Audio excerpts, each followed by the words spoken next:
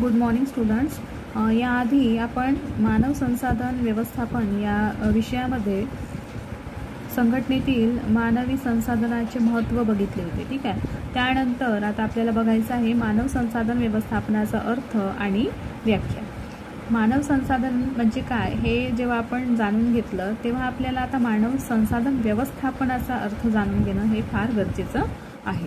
बघा, मानव संसाधनाचे व्यवस्थापन हे व्यवस्थापनाचे एक प्रमुख कार्य आहे. मानव संसाधनाचे व्यवस्थापनाचा संबंध उपक्रमातील विविध पातळीवर आणि विविध उद्देशांसाठी कार्यरत असणाऱ्या मनुष्यबळाशी येतो. मानव संसाधनाच्या व्यवस्थापनात कामगारांच्या गुणवत्तेत तसेच संस्थेविषयी त्यांना वाटणाऱ्या आपुलकीत आणि निष्ठेत वाढ करण्यासाठी आवश्यक असणाऱ्या विविध बाबींचे व्यवस्थापन केले जाते.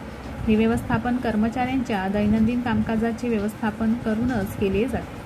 कर्मचाऱ्यांच्या दैनंदिन कामकाजाचे व्यवस्थापन कर्मचारी व्यवस्थापनातच केले जात असल्यामुळे कर्मचारी व्यवस्थापन आणि मानवी संसाधनाचे व्यवस्थापन या एकच नाण्याच्या दोन बाजू आहेत हे स्पष्ट होते.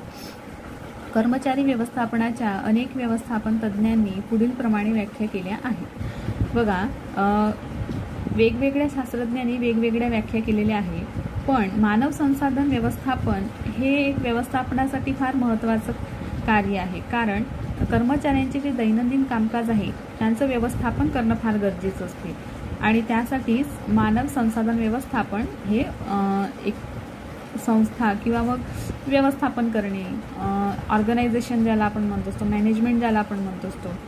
तर अशा पद्धतीने काही शास्त्रज्ञांनी त्याच्या व्याख्या केलेल्या आहे. जी तुम्हाला इझी वाटत असेल किंवा जी तुम्हाला लवकर लक्षात येत असेल ती व्याख्या तुम्ही पेपरमध्ये लिहायची आहे. श्री डेल योडर यांच्या मते शक्तीच्या विविध स्रोतांपेक्षा भिन्न असणाऱ्या मानव शक्तीचे वस्तुनिष्ठ नियंत्रण आणि उपयोग यांच्याशी संबंधित असणारी व्यवस्थापनाची व्यवस्था म्हणजेच कर्मचारी व्यवस्थापन होय. त्यानंतर दुसरे जे आहे श्री C.H. नॉर्थकॉट यांच्या मते व्यवसायाच्या उद्दिष्टांच्या पूर्ततेसाठी प्रत्येक कर्मचाऱ्याचे योगदान महत्तम असावे. यासाठी कर्मचाऱ्यांना प्रेरित करण्यासाठी केला जाणारा व्यवस्थापनाचा विस्तार म्हणजे कर्मचारी व्यवस्थापन होय.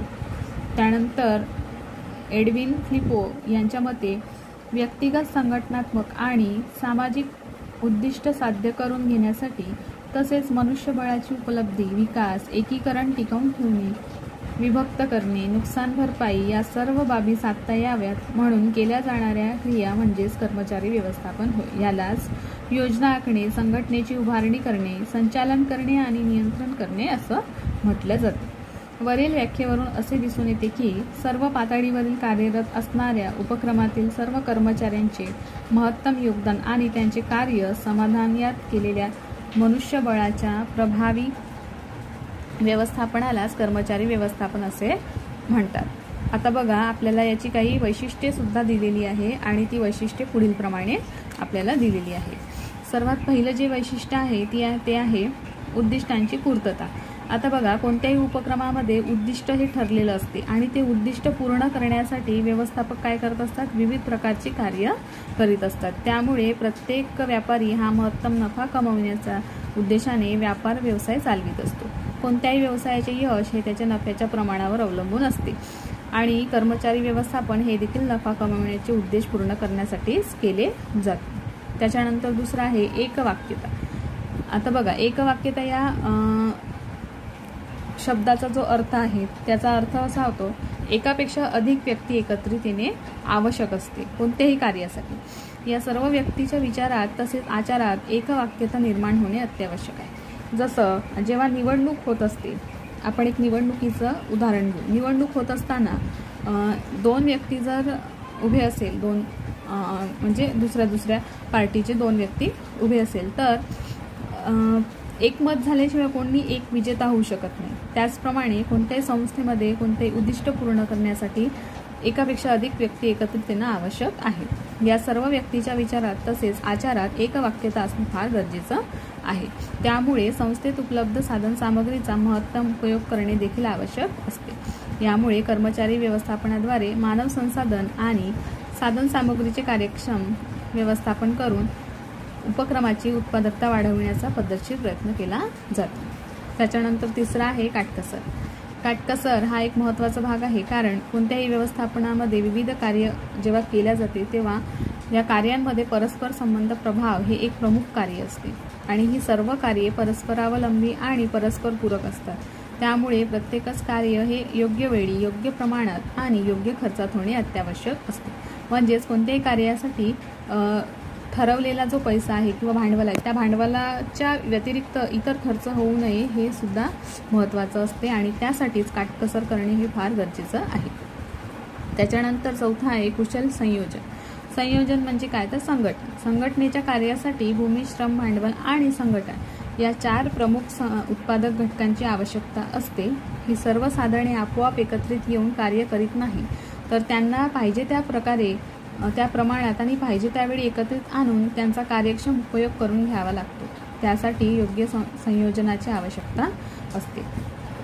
जसं उत्पादकाची जी 4 घटके आहेत कोणकोणती आहे तर भूमी, श्रम, भांडवल आणि संघटन.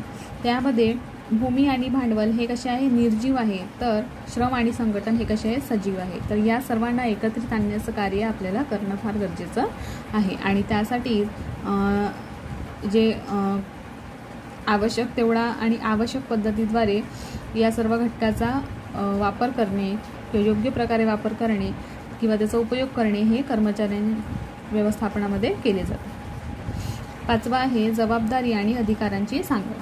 संस्थेत कार्यरत असणाऱ्या सर्व कर्मचाऱ्यांकडून योग्य प्रकारे आणि आपल्या इच्छेनुसार कार्य करून घेण्याची महत्त्वपूर्ण जबाबदारी कर्मचारी व्यवस्थापनाची असते. त्यासाठी कर्मचाऱ्यांची जबाबदारी आणि ती जबाबदारी पूर्ण करण्यासाठी प्रदान करावयाचे आवश्यक असणारे अधिकार यांची प्रभाव सांगड घालण्यासाठी प्रयत्न कर्मचारी व्यवस्थापनाद्वारे केला जातो. त्याच्यानंतर आहे 6 अधिकार अंतरणाची व्यवस्था. संघटने सामान्यपणे सर्व अधिकार संघटनेच्या सर्वोच्च पातळीवर केंद्रभूत केले असतात. त्या अधिकारांचे विविध पातळीवर विकेंद्रीकरण करून अधिकार अंतरण केले जाते. यामध्ये बघा आपल्याला अ, ब, क असं 3 एक डायग्राम दिलेला आहे. त्यामध्ये सर्वोच्च पातळीवरील अधिकार, त्याच्यानंतर मध्यम पातळीवरील अधिकार आणि लास्ट आहे निम्न पातळीवरील अधिकार.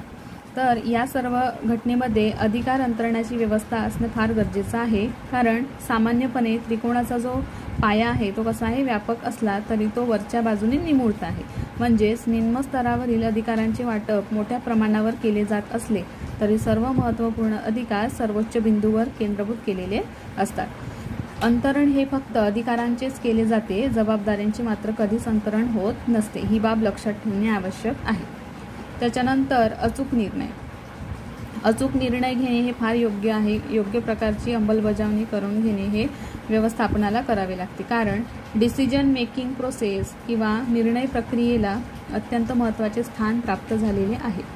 समस्येनुसार, स्वरूपानुसार अनेक पर्यायाचा शोध घेऊन तसेच त्यांचे योग्य प्रकारे मूल्यमापन करून आणि त्यांच्या गुणदोषांचा संघटनेवरील होणारा जो परिणाम आहे तो लक्षात घेऊन पर्यायाची निवड करावी लागते आणि त्यासाठी पूर्वानुमानाचा आधार घ्यावा लागतो. शेवटचा आहे महत्तम कल्याण.